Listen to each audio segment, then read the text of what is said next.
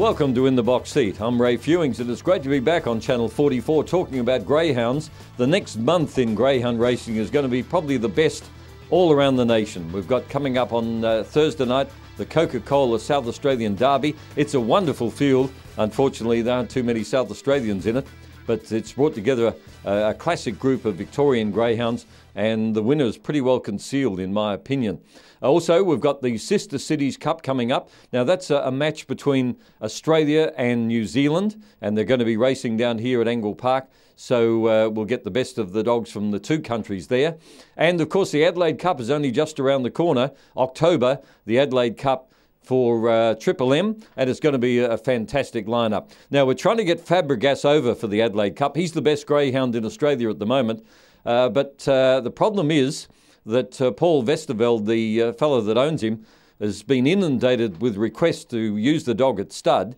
So he's been taking straws from the dog, and he's not keen to tax the dog heavily at this stage. But my spies tell me that he went to Cranbourne the other morning and broke the track record. So Fabregas absolutely flying. Let's hope they can get him to South Australia for the Adelaide Cup. It'll certainly make it an outstanding feature.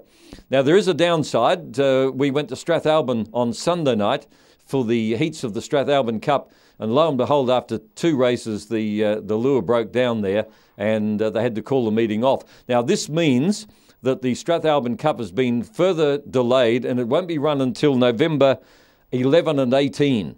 So for those trainers who are campaigning during the Adelaide Cup, if you can keep your dogs up a little bit longer, the Strathalbyn Cup being delayed until November. They'll have a normal meeting there on Sunday night at Strathalbyn, so it'll just be a graded one. I think there is a feature staying race down there. I hear Miss Woods is going down there, so it'll be very interesting. Now, as far as the other big events around Australia for the next week are concerned, at the Meadows, we've got the Top Cat Video Cup for 725-metre greyhounds. We've got the Casino Cup is on in the coming week. And at Wentworth Park, the multi-quip Bob Payne Spring Sprint over the 520. So plenty of outstanding greyhound action over the next couple of weeks. Of course, at Angle Park, we've got the $36,000 final of the Coca-Cola South Australian Derby. There have been some wonderful dogs win this event over the years. Many of them go on to become champions in Australia, and I'm sure this week's field is certainly going to be no exception.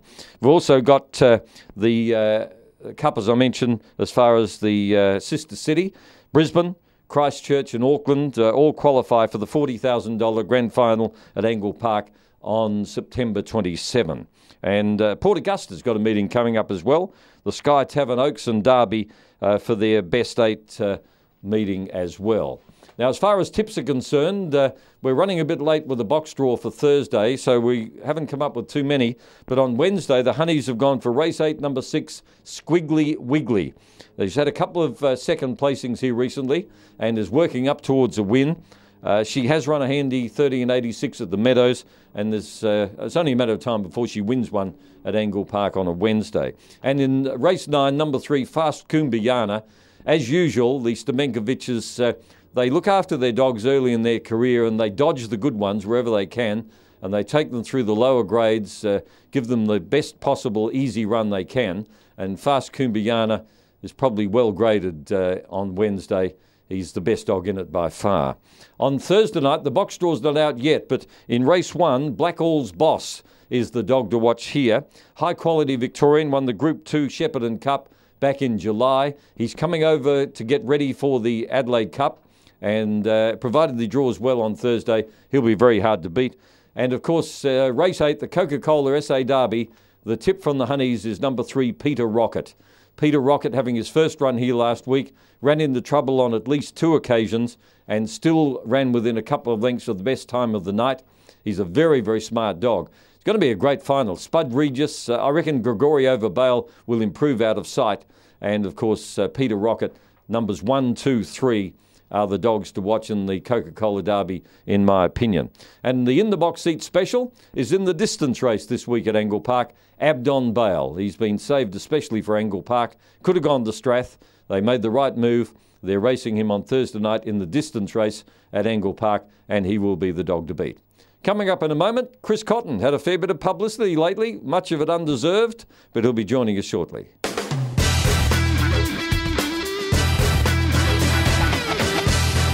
Well, a greyhound trainer who's been in the news a lot lately is Chris Cotton. He's been interviewed on Radio TAB, he's been interviewed on the track, and he's got a couple of greyhounds that are going great guns at the moment in these Pretzels and What's Running, and we thought it was a great opportunity to put him on Channel 44 in the box seat. Welcome, Chris. Thank you, Ray. How are you? I'm very well. You getting good at this with the experience you've had lately? I might try and be a course commentator or something. Yeah, be a presenter? Yeah. These Pretzels, what a great turnaround by this dog. He was in no man's land there a month or two back. What's been the turnaround? Well, what actually happened was we got him down from Sydney and he was only being run over 300s and 400s. So the lad that owned him decided to bring him down here and just try him over a bit more ground. And he started off winning a couple of 500s at Gawler. And then he had a very, very bad tumble here on the first turn. And I had to spell him for a couple of weeks. And then we did decide that in this preparation that we'd put him over the 600 to see how we go. And, of course, his early pace has been fantastic. He's got to the front, and he used to be a dumb dog in the field, but when he can get to the lead in the 600s, he's unstoppable. Yeah, well, that's the whole point. He's only a 29-kilogram dog, so he's not a big, tough guy. A bit like yourself? A bit like myself, yeah. And so after the spell, I worked him really, really hard to build him up to the 600, and the first 600 he had here, he ran third, and then after that he's won too. So that's obviously because he's only a light fella. That's helped him quite a bit, not getting knocked around in the 500s, you know. Looks as though he's loving it too. Now, the other dog that's going well for you is What's Running. I think he's in similar ownership. He's the same chap, yes, same chap. Well, What's Running, you wouldn't believe it, I call him the three-legged dog because when he was a puppy, he decided that he was going to take a shortcut and go through a paddock, and he hit an upright piece of wood, and it just shattered his shoulder, the muscle in the shoulder.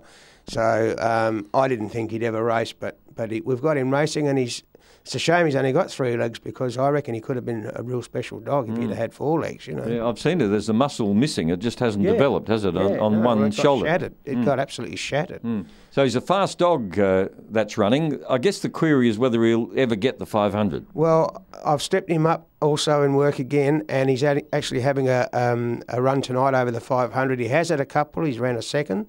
But he just, I think you might be right. He may not, but if we don't try, we won't know.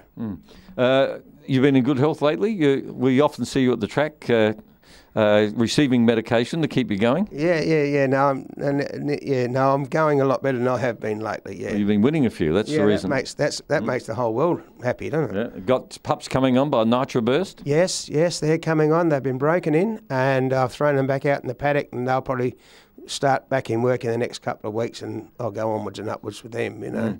And you, as a footballer, you just missed out on being AFL standard, and you're a Crows man? I'm a Crows man, I certainly am, and I'm very proud of the boys.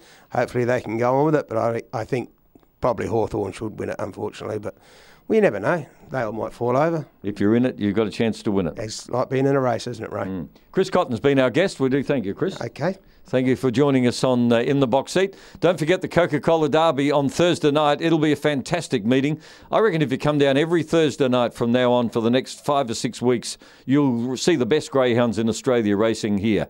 If you can't, stay tuned to Channel 44 or get onto the website at grsa.com.au and you'll be backing plenty of winners.